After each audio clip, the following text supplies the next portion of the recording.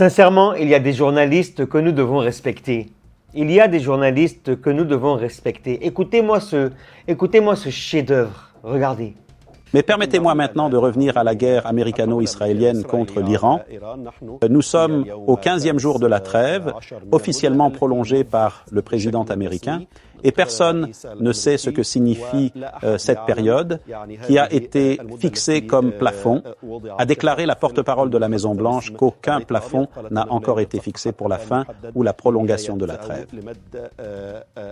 Nous sommes rejoints ici en studio par le docteur Hassan Ahmadian, professeur d'études du Moyen-Orient à l'Université de Téhéran. Docteur Ahmadian, bienvenue à nous rejoindre. Tout simplement, que signifie pour Téhéran l'accord du président américain pour prolonger la trêve, et il se peut qu'il n'ait pas encore parlé jusqu'à ce moment-là. Et ce n'est pas qu'il n'ait pas accepté la trêve au départ. Je veux dire, l'Iran n'a pas demandé de trêve à qui? C'est l'attente du Pakistan qui l'a poussé à l'avancer. Il dit que le Pakistan, à mon avis, n'est pas le cas, car au final, si vous voulez rompre la trêve comme les États-Unis, vous devrez faire face à une opération militaire comme la précédente. Nous savons que dès le 3e jour, il cherchait une issue à cette guerre qui a duré 39 jours et il a menacé et répété la menace sous diverses dimensions jusqu'à ce que les médiateurs interviennent et le retirent de ce processus.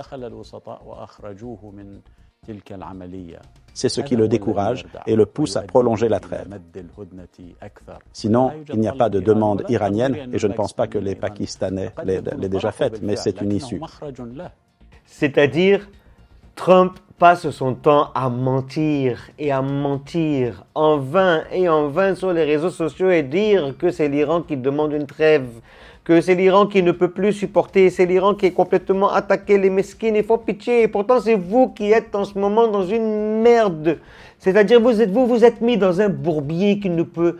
C'est-à-dire, il ne sait même pas comment s'en sortir. Trump, il est en train de foutre la région dans un chaos.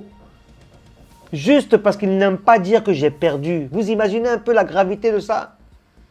Mais c'est quel genre d'homme politique? Ne devrait-il pas quitter ce pouvoir et laisser la place à quelqu'un d'intelligent?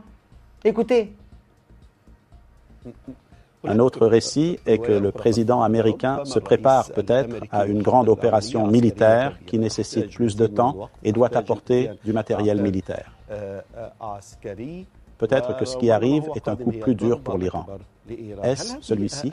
Est-il vraiment possible que cette perception soit la plus proche de la réalisation? Certainement, c'est celui qui a établi la guerre après sa fin ou cette trêve après son début et deux opérations que les États-Unis mènent régulièrement. Premièrement, apporter des capacités sous forme de blocus. Économiquement, le blocus ne signifie rien jusqu'à présent, sauf lors d'un accident de navire. Rien ne se passe sur Terre, sauf pour apporter des capacités. La seconde consiste à tenter de recueillir des informations sur les capacités iraniennes, des figures iraniennes, ce qui est présenté aux États-Unis. Il y a des désaccords et des conflits cognitifs là-dedans. On ne sait pas si le mentor est vivant ou mort. Tout cela s'inscrit dans le cadre de la collecte d'informations. Ces deux éléments ne sont pas en accord avec la persistance du président américain à négocier l'Iran et à l'amener à un point médian. Mais cela conduit plutôt à la conviction qu'il y a quelque chose à faire et que c'est ainsi qu'un Iranien le perçoit. Vous me dites que l'esprit iranien actuel, et je parle de celui qui dirige les affaires, est plus proche du scénario d'escalade et de retour à la guerre que de la conclusion d'un accord avec les États-Unis. L'accord est bienvenu et probablement du côté iranien, bien sûr, mais l'Iran a été mordre 2 fois pendant ces négociations. Il doit donc être prudent. L'essentiel est de faire preuve de prudence en se basant sur le plus d'efforts possible, ce qui signifie que le plus grand effort iranien repose sur cette précaution et cette prudence.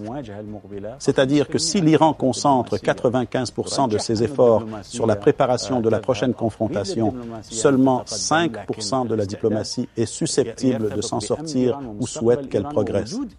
Mais la préparation est liée à la sécurité de l'Iran, à son avenir et à son existence, ce ce qui prend une place plus large. Laissez-moi vous donner l'autre point de vue. Exagérons-nous les capacités de l'Iran et sa ténacité vis-à-vis des États-Unis? Vous avez parlé de 39 jours de guerre au cours desquels l'Amérique a pu assassiner des hauts responsables politiques et militaires en Iran, dirigés par l'ancien guide suprême. Je vais vous laisser écouter la réponse On dit que les capacités militaires de l'Iran ont considérablement diminué et que l'impact économique a été fortement réduit. Et au final, c'est les États-Unis d'Amérique. Y a-t-il une exagération des capacités militaires de l'Iran? La question de la résilience face à la campagne militaire américano-israélienne. Nous construisons sur la réalité qui s'est produite. La réalité nous montre qu'en 39 jours, l'Iran n'a pas reculé, il a tenu bon et a finalement conclu un cessez-le-feu, en plus d'accumuler des documents stratégiques dirigés par Hormuz et de l'unité des places, comme le disent les Iraniens. Ce sont les choses que la guerre a apportées. Dire que l'Iran n'a pas été affaibli et a même été touché signifie que la première surprise a survenu de nombreux dirigeants militaires et politiciens, pas seulement des politiciens, et c'est donc la seule réussite. Mais militairement et stratégiquement, les États-Unis n'ont aucun succès si l'on compare les capacités de l'Iran à celles des États-Unis, du moins dans le budget annoncé. L'Iran dispose d'un budget militaire inférieur à 1% du budget militaire des États-Unis. C'est une guerre asymétrique et l'Iran a déjà réussi à bien faire face à cette capacité énorme, à la puissance nucléaire et militaire énorme, ainsi qu'à la puissance nucléaire et militaire d'Israël. Question, l'Iran peut-il tenir longtemps? Mon évaluation est que oui, d'après ce que nous avons entendu lors de la guerre précédente. Ahmed a suggéré que l'Iran avait été affaibli à la suite de la guerre de 12 jours. Dans cette guerre, il est devenu clair que l'Iran ne s'est pas affaibli, mais a considérablement accru sa force, et mon estimation se base sur ce qu'a annoncé le commandant de la force aérospatiale, M.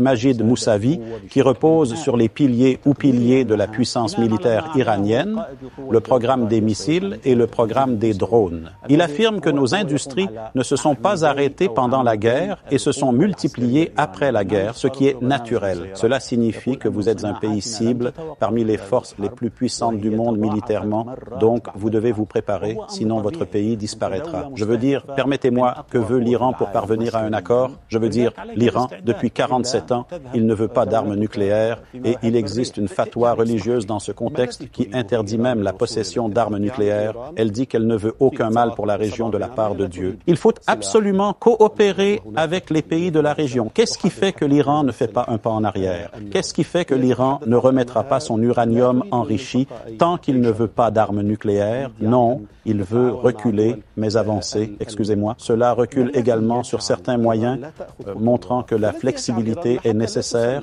La diplomatie est un échange. C'est compris par les Iraniens, mais il semble que le président Trump ne le comprenne pas. Il veut tout ce qu'il dit que je veux à 100%. C'est lui qui a dit cela. Je ne veux pas 95%, 100%. Thèse de l'équipe américaine au Pakistan.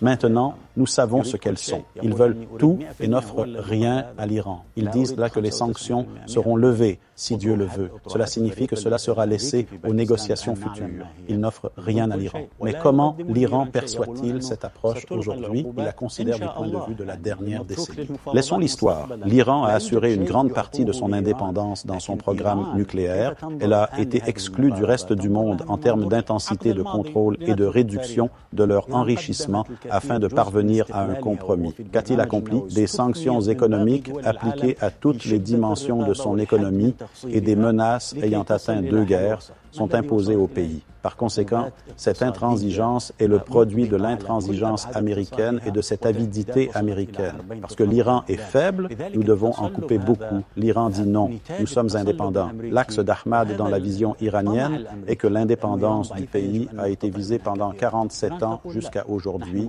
car il est devenu indépendant et n'a pas pour but de le rester. Les États-Unis ont organisé le second coup d'État. Le premier coup d'État fut réussi en 1953 contre Mossadegh. Le second coup d'État fut mené après la Révolution et ne réussit pas. Il poursuivit les sanctions en imposant des pressions économiques, sécuritaires et militaires et entra en guerre. Les Iraniens les comprennent. Les États-Unis veulent renverser l'indépendance iranienne afin que l'Iran devienne un État dépendant de l'ordre mondial dirigé par les États-Unis. Et les Iraniens ne le souhaitent pas. Cela représente le point central de l'imaginaire stratégique de l'Iran. Cela signifie le but. Est-ce que vous avez... C'est-à-dire, c'est hallucinant. Après la révolution de 79, vous avez essayé de faire un coup d'État qui n'a pas réussi. Là, vous êtes en pleine négociation et vous passez derrière le dos des gens, hein, pour bombarder, sachant que vous êtes en pleine négociation. Hein, 2 fois, vous trahissez vos accords. 2 fois, vous trahissez les pourparlers. Mais finalement, en fait, vous n'avez pas compris quelque chose, en fait. Vous êtes dans une guerre avec l'Iran qui est une guerre asymétrique. Il n'y a pas de jeu à l'intérieur. Vous avez tous les voisins à côté qui travaillent avec vous. Ils seront tous visés. Ils ont encore des missiles et encore des technologies qu'ils ne vous ont même pas encore montrées. C'est-à-dire qu'ils sont arrivés tellement loin dans leur technologie que si vous vous amusez, sachant que c'est vous, les États-Unis, qui êtes les perdants, vous allez finir par perdre encore plus d'alliés. Parce que regardez l'Espagne. L'Espagne a pris sa décision. L'Espagne ne rentre pas avec vous. Regardez le Canada. Pareil. Et ça commence à s'accumuler. Au fur et à mesure, les gens sortent et prennent des positions. Trump, un conseil, sors de cette guerre, laisse les Iraniens tranquilles parce que tu risques gros.